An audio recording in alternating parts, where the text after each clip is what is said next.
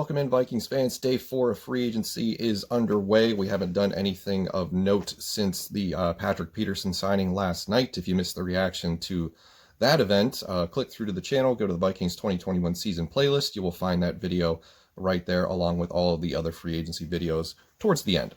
So we have a little bit of housekeeping to take care of before we talk about the whiteboard behind me.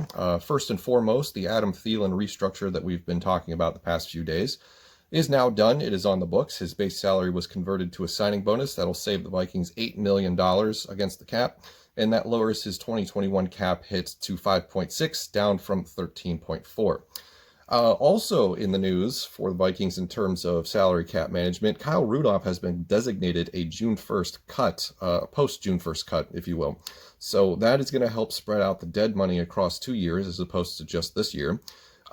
There is also some interesting side effects to that move. What that basically does is it cuts into the cap space for free agency right now, but it will open up more money to sign the rookie draft class.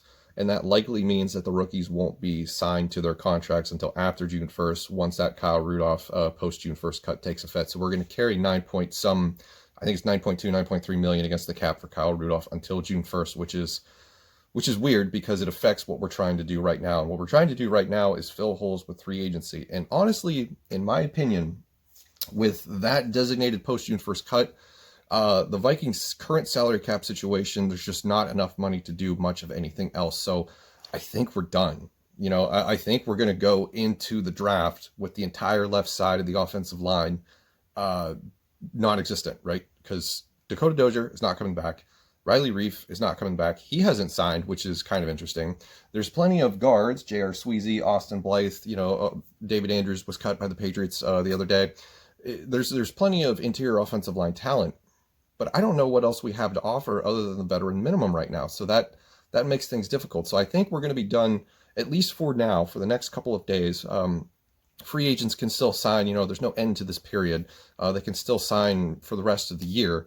But I think for a while, until maybe later on in the week, later on in the month, Vikings aren't going to be able to make any more splashes. I think Dalvin Tomlinson was the big splash, and Patrick Peterson was the bigger splash, if you will, just based on name recognition alone.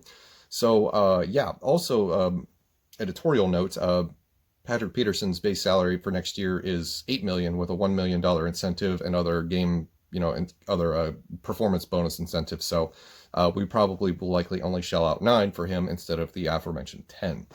But either way, I think we're done with free agency in terms of getting big, important names. I just don't see how we do it other than signing the veteran minimum. So that is interesting in and of itself, and we'll get to that part in a minute. I also want to mention that some of the players that we lost yesterday that I was talking about, keep in mind that these guys become free agents at 3 or 4 o'clock, and they have not, the Vikings and the player decided not to agree on the restricted free agent tender, so they ended up becoming free agents, i.e. Mike Boone, Odenigbo. So those guys are gone. Mike Boone has signed a contract with the Denver Broncos. They just released Philip Lindsay this morning, so he has solidified himself as a running back too. We talked about that. That was his goal. He achieved it. Odenigbo signs with the New York Giants. What's interesting about that is that the Giants gave Odenigbo basically the same contract that we're giving Stephen Weatherly right now. And that's a head scratcher in my opinion, because Odenigbo last year was decent. And I think with Danielle Hunter coming back and the improved interior defensive line, he could potentially be just as good, if not better, instead of getting a relative unknown with Stephen Weatherly. Like, yes, he's been here, but he's always been a rotational guy. He's not really a starter, if you will. I don't think he can carry that load. He proved that, I think he might have proved that he couldn't do that last year in the 9 games that he played with Carolina. So that to me is suspect. Being able to get Odenigbo for basically the same contract. Now, of course, being released might have driven his price down, but in and of itself, it's just, I don't know about that one. We're going to have to keep an eye on that as the season goes on to see if that was a mistake. But I don't know, right now it's kind of suspect. Also interesting, sort of speculative notes. The signing of Patrick Peterson has some to think that maybe he potentially brings some friends with him to Minnesota that are looking for a new team that are currently free agents, i.e. Larry Fitzgerald. Once again, the cap situation makes it feel like that's not possible. So I don't think we're going to be seeing that, but that would be interesting. Wide receiver 3, future Hall of Famer Larry Fitzgerald. I don't really want aging veterans. The name recognition is fun. It would be interesting to see, he would come back to where he started. The career would go full circle. Most people don't know about how prior to his NFL career, he was working on the sidelines with Minnesota as a ball boy. And that would be fun. It'd be a great story, but I don't know how it helped us win a Super Bowl. And also on the Twitterverse, we have Cordero Patterson talking about being a free agent. A Vikings fan suggested, hey, come to Minnesota. And he said, hey, give me a call, basically. So I'll put that on the screen. That's kind of interesting. And it would make sense, because how badly do we need a return guy right now? Because, we're not keeping Amir Abdullah. I don't want to see Chad Beebe doing that anymore. KJ Osborne was a flop as a draft pick whose designation was basically just to do that job. And we can't really trust Mike Hughes to be healthy. So Cordero Patterson as a return guy makes sense to me. But the one issue going forward is going to be, and I think we're going to hear a lot of discussions about this over the next several days, depending on what the salary cap situation looks like. The last thing that they could potentially do to save money would be a Harrison Smith restructure. He's entering his last year of his deal. It's a $10 million cap hit. They could spread that out a little bit over 2 or 3 years. He's only 32 years old. That's an option. Outside of that, I don't see much wiggle room left. And given that knowledge, the logic dictates that we currently are heading to the draft, which is a month and a half away, with some serious holes in the starting positions on both offense and defense. So we've already talked about the offense. The left tackle position right now is open. The left guard position right now. On defense, we don't have a clear-cut starter on the right defensive end opposite of Danielle Hunter, and we don't have a clear-cut starter at safety. Nick Olson on Twitter pointed out something interesting, like currently on the roster, this would be the starting players for those positions. Rashad Hill at left tackle, Drew Samia at left guard, Stephen Weatherly at right defensive end, and Josh Metellus at safety. That, to me, screams bad. Like, I don't want an offensive line that features Rashad Hill, Drew Samia, Garrett Bradbury, Ezra Cleveland, and Brian O'Neill. That left side is just basically a white flag of pass blocking. Like, Kirk Cousins will be running for his life if those are the starters. So we cannot do that. If we go into the season and it looks that bad, we're in trouble.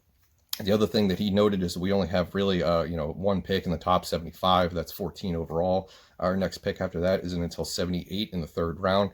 Not a lot of ammo to really do much of anything to continue to patch up the open spots on this team.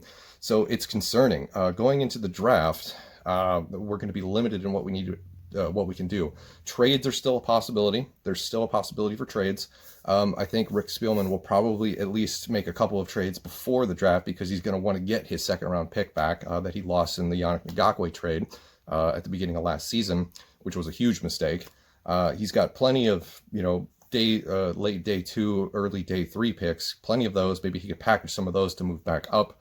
I'm not sure what the strategy is currently, but right now, the defense got a little better. You take a look at the players that we did sign: Stephen Weatherly, Dalvin Tomlinson, Patrick Peterson, Nick Vigil. That's good. The defense has gotten some new pieces, and I think, they saw what happened on tape last year during the games where we couldn't run, we couldn't cover, so they're trying to alleviate those ailments.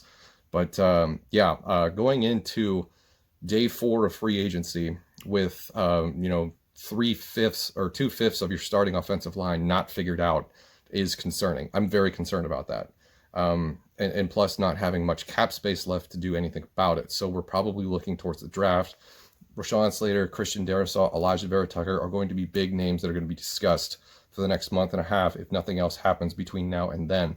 As far as the guard position goes, without getting a 2nd round pick, let's assume they don't do that for some reason. 3rd round, you're looking at guys like Ben Cleveland from Georgia. I believe his name's Kendrick Green from Illinois. Correct me on the name if I'm wrong. I don't remember it right now for some reason, but yeah, concerning about the offensive line. So that is it basically for right now for the Vikings in free agency. Just to recap, we have made some significant signings on defense. We are basically out of cap space currently as of this recording, save in Harrison Smith restructure, which is totally possible. I haven't heard anything about potential trades, so that right now doesn't look to be anything coming towards the pipeline. Overall, having missed out on some of the star talent at the top of the free agent class, I think the Vikings are probably a little worried about, where they thought they would be. That's my opinion. So they're never going to say that. They're going to publicly say that they're very happy with what they've done. I think this is a little concerning. The Patrick Peterson signing is nice. The Tomlinson signing is nice. I have no problem with those. But the fact that we have 4 starting spots still open heading into the draft, and last year we saw what happened when we had to go with 2 rookies for the first half of the season in the secondary. 4 rookies, 2 on offense, 2 on defense might be a little much, especially if we're trying to, basically put together the same formula that didn't work last year. So a lot of questions have come out of this early stage of free agency, but there's still plenty of time left. So that's going to do it for this video. Let me know what you think in the comments below, and I will see you in the next one.